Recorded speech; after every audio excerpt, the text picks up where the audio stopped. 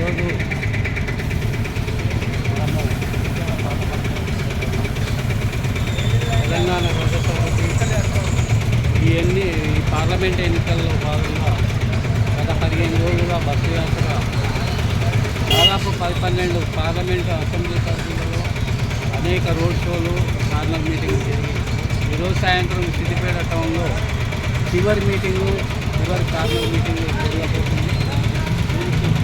సిద్దిపేట పట్టణం మొత్తము స్టాప్ అయిపోయింది. ఈ సందర్భంగా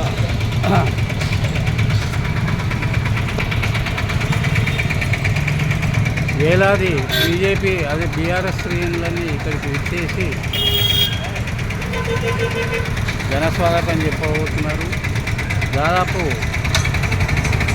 1 లక్ష ప్రజలు వస్తారని ఆలోచన చేస్తున్నారు. ఎందుకంటే లాస్ట్ చివరి చుట్టుపక్కల చాలా ఉత్సవంతో బీఆర్ఎస్ శ్రేణులన్నీ ఎంతో ఉత్సాహంతో పనిచేస్తున్నాయి.